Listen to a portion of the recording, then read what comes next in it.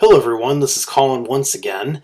I'm making this video for two reasons. One, because I saw a video by this young Christian apologist. He goes by Examining Evidence here on YouTube. I saw a video done by him about predictive prophecy. That's not my original intent for making the video. I was actually going to talk about interpreting scripture, which I've done a few videos on this in the past, but interesting enough, it was a coincidence that he was talking about predictive prophecy because I've been in a personal conversation with I guess I could call him a non-denominational Christian. Don't like using the word evangelical unless someone really uses it for themselves first. But the point of the conversation has been, I'm a Swedenborgian, as some of you know, and as some of you are like, huh? Ozzy's CDA is a Swedenborgian. Look back at some of my past videos, and I granted I haven't done a video where I have like straight up explained what that even means. In due course, I hope to do that. But yes, I consider myself a Swedenborgian now. So if you've really been out of the loop, and last time you saw a video from me, it was when I was a Muslim. Big surprise. Not a Muslim anymore. Now I consider myself a Swedenborgian. Which is a very small, technically Christian denomination. And in a future video, I'll explain why I say technically in a little bit. But as a Swedenborgian, a big thing about the Swedenborgian tradition is that we don't read, or at least most Swedenborgians, I would argue probably all of them, and there are different types, do not read the Bible strictly in a literal sense. So when we pick up the scriptures, when we pick up the Bible, and we're looking through the Bible, we of course need the manifest text. You need the actual text. But we look and understand theology and the writings of the Bible. We look at it through the prism or through the lens of the theological writings of Emanuel Swedenborg, who was an 18th century Christian mystic and scientist and philosopher. And that's where we get the foundation for our perspective on a number of things, from the nature of God, the problem of evil, and the point of this video, how to interpret and understand the Bible. Swedenborg taught that there were specific parts of the Bible which he considered to be actual canon, meaning that they contained a deeper inner sense, and that certain parts of the text symbolized a number of different things. One, it tells us stuff about the spiritual world. It tells us about the nature of God, both as the unknowable deity, but also what Jesus experienced as the incarnate one, and also gives us some hint into our own psychological and spiritual development. So it has a lot underneath the surface. It's almost like the metaphor of, you're looking at just the top of the water, or almost, I hate to use the iceberg metaphor, because as a counseling student, as a psychology student, I think of Freud when I think of the iceberg, but really though, I mean, from Swedenborg's perspective, only about 10% is above water. The rest of the interpretive meaning is definitely beneath the surface. Swedenborg, as I'm sure many of you know, is not unique in this regard. There has been a long tradition in both Judaism and Christianity, and in all the world's religions, frankly, but we're talking about the Bible here, so the Hebrew Bible, Judaism, and Christianity with the New Testament. There's been a long, rich tradition of a non-literal reading of the text. Now, by no means am I going to sit here and make a video where I'm going to pretend that all of the scholars and all of the groups and all the schools of thought in Christianity and Judaism have all agreed 100% on the multiple levels of understanding the text.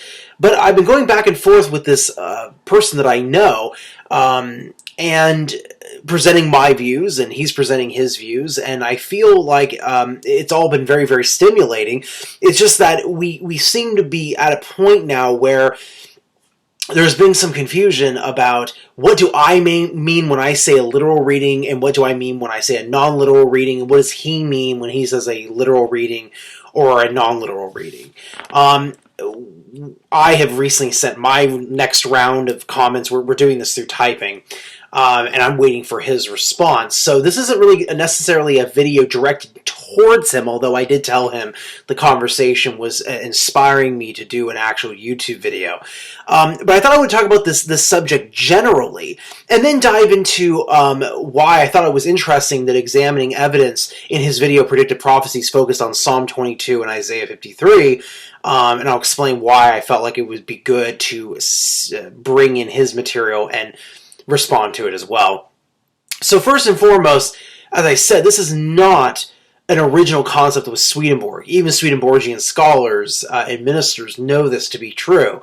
The unique thing is that Swedenborg was very much, some Swedenborgians would say he's more of a panentheist than a theist. He's more of a Neoplatonist than just a strict Christian theologian.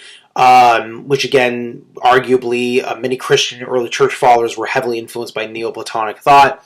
But anyway, the fact of the matter is that he's unique in that he says that one way of reading the Bible is that the Bible, the text and the words and the symbols and the images that you get from the Bible correspond to something else. So he was really big about this concept of correspondences, and that they can correspond, like I said previously, to things about the spiritual world, things about our own spiritual development, psychological development, the inner narrative of Jesus as he developed from being an infant to his death and resurrection is all laid out in there.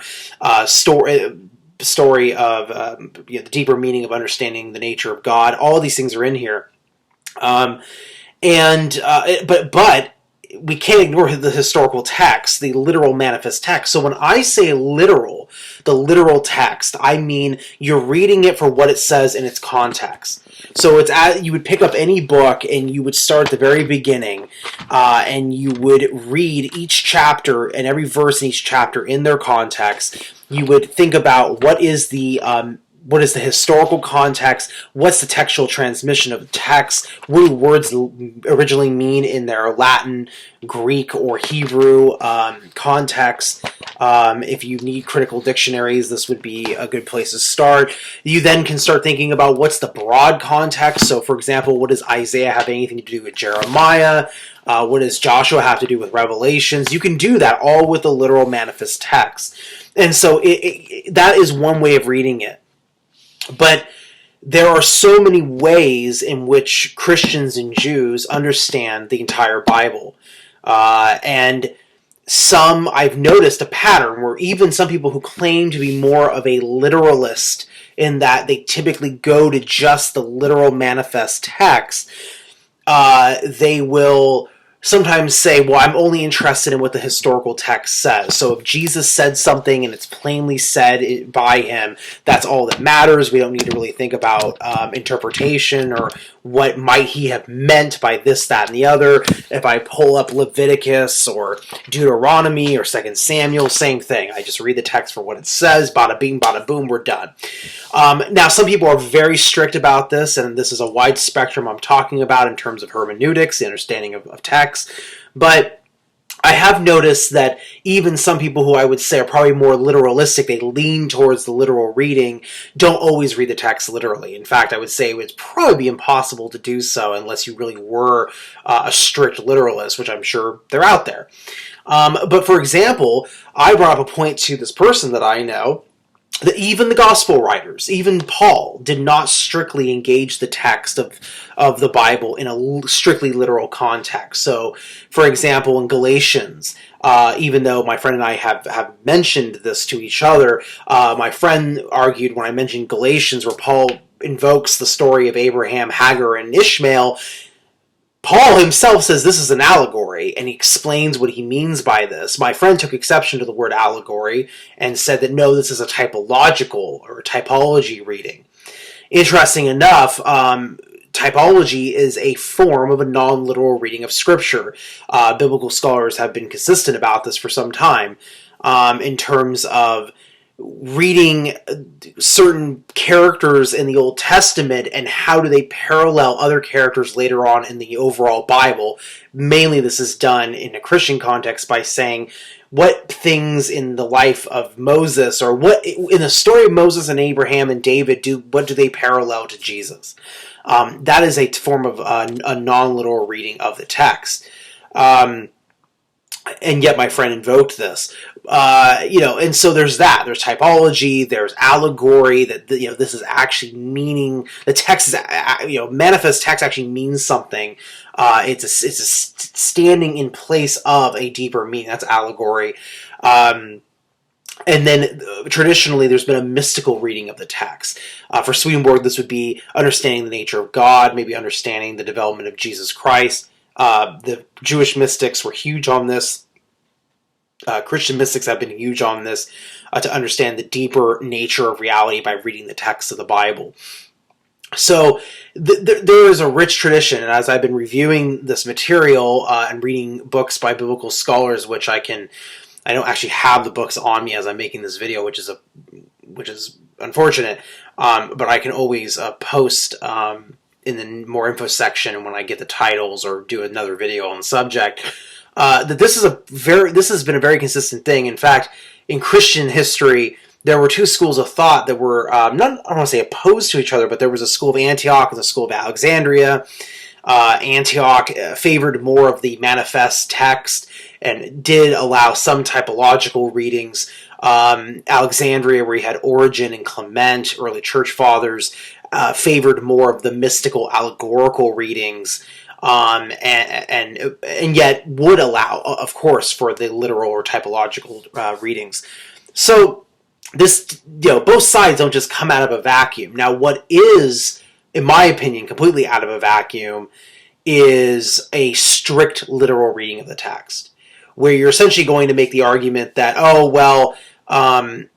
you don't need to engage in these other forms of hermeneutics, and you don't need to pay attention to allegory or the mystical reading. You just need to look at what the text says. And I feel like that is a very, very very late, very recent way of approaching the Bible, which is kind of taken over, from what I can tell, and maybe I'm wrong about this, a large percentage of largely conservative evangelical right-wing Christian groups. They typically will favor a very literal, strictly literal approach to the Bible. I don't really see I don't see any historical evidence that this has been a preferred way of reading the Bible for centuries. I've seen a variety of ways in which Christians and Jews have approached the text and derived meaning from it, and I really see this more strict literal reading without very much wiggle room being a very modern phenomena.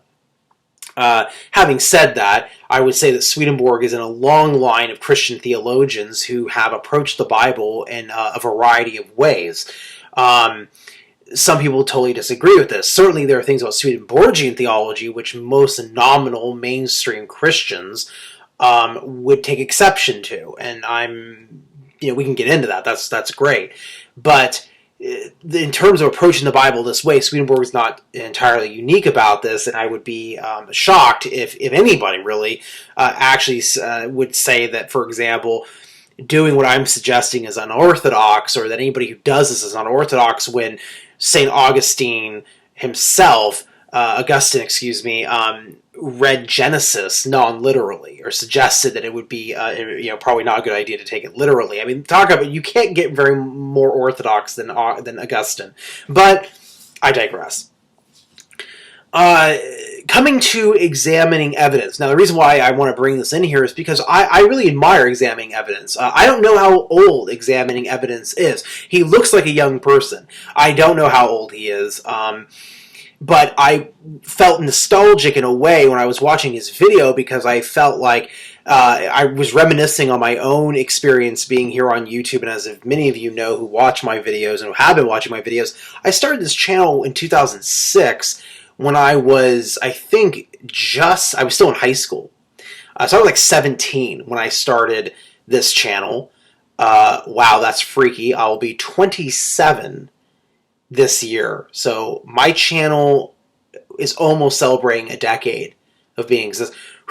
Sorry, just that just hit me. But great timing nonetheless, because I was watching Examining Evidence, and he looks like a young guy, and he seems very sincere. And I commented on one of his videos when he was jousting with Essence of Thought, who I have made, been watching Essence of Thought as well, and saw that they had a little bit of a back and forth there. And I thought, oh, okay, this is interesting. Here's a guy who's looks like his channel's relatively new. He seems pretty passionate about examining the truth. He's calling himself Examining Evidence.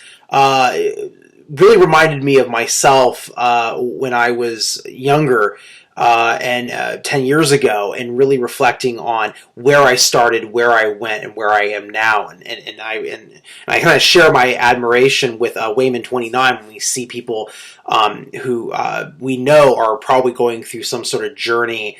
I know that Examining Evidence said that he had recently kind of redone his video, that he was going to be looking at things from all these different perspectives. So I'm very curious to see what goes on for Examining Evidence. Now, in this video, he took more of a traditional approach. And there wasn't a lot that I totally disagreed with Examining Evidence, except for when he started talking about other people's perspectives. In the video, in a nutshell, he says, if you read Psalm 22 and if you read Isaiah 53, who could you think but Jesus for these passages, for these two chapters? And I just found it really amazing, because I remember one of the first videos I ever made on YouTube was towards Venom Fang X, the famous evangelical Christian apologist here on YouTube. I remember 10 years ago making videos against him where I simply argued that if you read the original context of Isaiah 53, and if you just read it, it doesn't clearly say who Jesus is. It doesn't clearly identify Jesus or the Jewish Messiah as being the person who you're reading about. I still actually believe that. I think if you read the manifest text, you'd be hard-pressed to come out of this saying, this is clearly pointing to Jesus. Now, what I admired about Examining Evidence is that he didn't clearly do that. He actually engaged in interpretation of the text. He actually, as he was reading, especially Isaiah 53, as he was reading it, he would pause, and in the video he would say, this is meaning this is indicating this. For example, this is a first for me, when he got to the, when you make his life an offering for sin, he shall see his offspring and shall prolong his days. That's in verse 10 of Isaiah 53. I remember reading that verse 10 years ago, and when I was responding to Venom Fang X and saying, how can this be about Jesus? It says, he shall see his offspring and shall prolong his days. And I remember seeing that one line, his offspring. Jesus had no offspring, therefore this has nothing to do with Jesus. Interesting enough, Examining Evidence said, I believe he said something about Christians, that the offspring is meaning, what that means is Christians, that's Jesus' offspring. Very interesting interpretation. And so the thing is, I don't actually mind if people do this. I actually don't even remember what Swedenborg's commentary on Isaiah 53 actually is, or what Swedenborg said about Isaiah 53. But one thing I want to be very clear, though, is the reason why I actually am not responding to Examining Evidence by saying that he's wrong, which I'm sure some people are kind of waiting for my punchline, like, he's wrong, right? No. If he wants to interpret the text this way, and he's not the first Christian to do it, he's welcome to it. I guess the only thing I would point out is that he kind of said, atheists say that the text was added later, and he referenced the Dead Sea Scrolls a few times. I don't really think that's what atheists are saying. I don't think atheists are actually saying that the additive is in the Old Testament. What I think they would say is that how convenient that when you go to the New Testament, you find the gospel writers saying, highlighting an event in the life of Jesus, and saying that this event was done in fulfillment of this part of the Old Testament, or this one verse, or this prophecy. It was said by a prophet, this verse, and then it plays out in the life of Jesus. Which is, in my argument, I said this to not to Examining Evidence, my non-denominational friend, I said that this was an example of a non-literal reading of the text, because here you have the gospel writers, Matthew, Mark, Luke, and John, going back into the Old Testament. They're taking a verse, even if it's just one sentence, completely out of its original literal historical context, and saying this verse means this. That's a non-literal reading of the text. Because nowhere, it would be convenient if Isaiah 53 said something like this. And then around the year 30 CE, a guy named Jesus is going to come along, and he's going to do all these miraculous things. And by the way, he's God incarnate. And by the way, the Trinity is this. And by the way, he'll be killed, crucified for the sins of the world, and be resurrected on the third day. It would be great if the Bible just literally said that. But it doesn't. And so it causes discussions like this. And so the thing is, I think atheists would argue that it's convenient that the gospel writers can take things out of context, shove them into a new context, and slap a label on and say this is a fulfillment of prophecy. That's probably where the atheist argument really is coming from for atheists who care to argue in this context. Examining evidence mentioned the Jews, and the thing is, I think the Jewish argument's much stronger than an argument for contesting literary device, or a literary device, meaning gospel writer takes verse out of context, puts it in a new context, and says bada bing, bada boom. The Jewish argument is, who is the servant, right? And so I kind of always am wondering, why is it that certain Christians only go to Isaiah 53? If we're going to be consistent about context, and if we want to be consistent, now if you don't want to be, that's your prerogative too.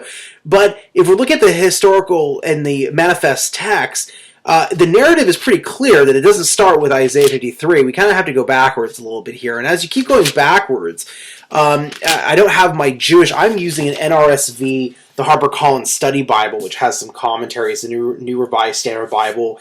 It technically has the books that are accepted by the Catholic and the Greek Orthodox as well, with some running commentary by biblical scholars. But if you keep going back, even going back to Isaiah 44, verse 21, for an example, it says, "Remember these things, O Jacob and Israel, for you are my servant.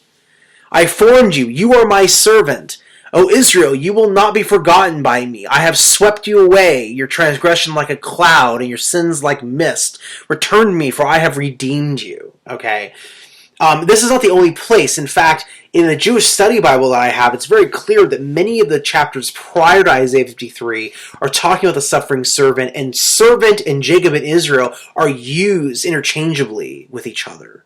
So I think the Jewish argument that this isn't about one person, certainly not about just the Messiah, it holds a lot of water if you're just reading the manifest literal text. So really, I would honestly say, and this is my encouragement for examining evidence for other Christians who think like him, there's nothing wrong with reading a deeper meaning into the text. If I were to tell you can't do that, I would be a hypocrite. Because as a Swedenborgian, we do it all the time. But what I would argue is that I know you're trying to convince people that you're reading Isaiah 53 and you're saying, isn't that amazing? I mean, at one point, and I'm not mocking you, by the way, in your video, you said, I feel like I'm reading the gospel. I think you said that when you read Isaiah 53, or it was Psalm 22. I'm not even going to engage with Psalm 22 because it's the same thing. If you read the whole context, it's pretty obvious from a historical standpoint. This was a prayer offering, a general offering for help from God. And so not necessarily something that's messianic in nature on the surface.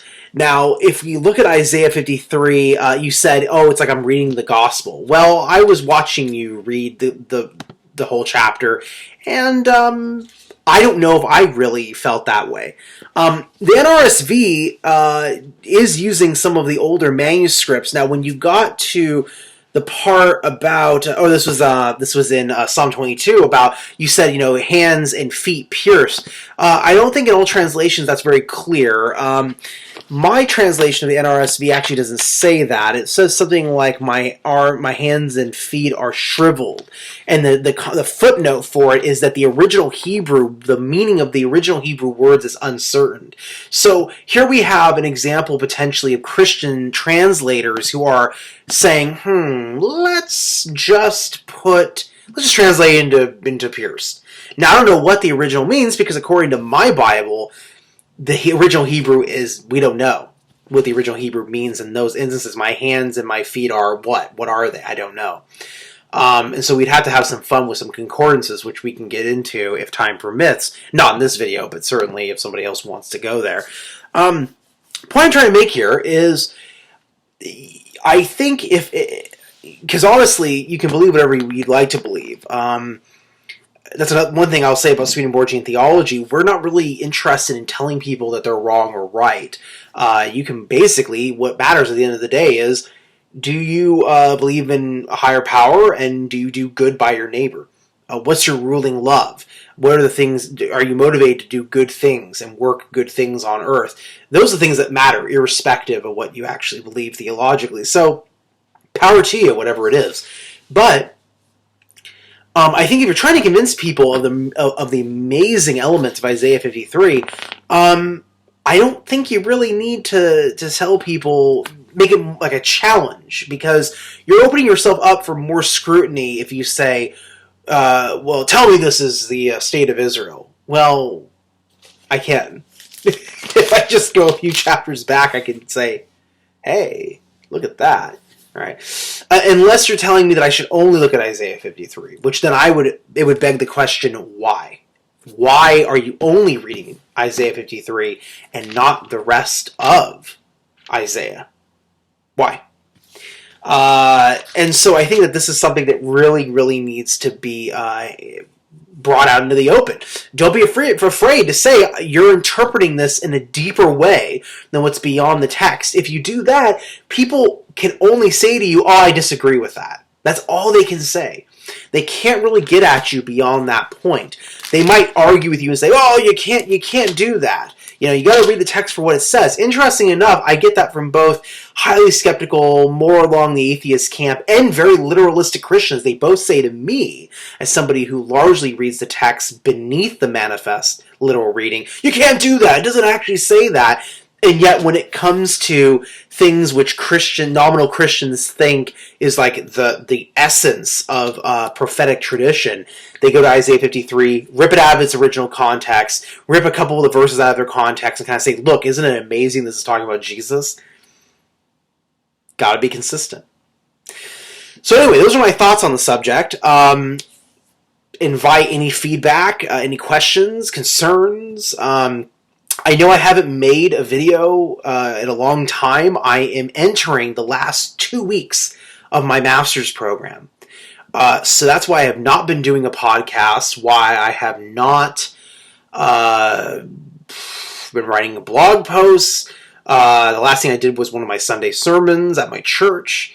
And so I've been very busy. My schedule is going to lighten up a little bit, because after I graduate with my master's, I'm going to enter into the working world. And then in the fall, I'm actually going to start a Master's of Divinity program, because I'm crazy enough to get out of one master's program and jump into another. So my MDiv program, I'll be studying Christian theology, Swedenborgian theology, and hoping to also get certified in Islam, the fundamentals of Islamic theology as well. So Islamic studies.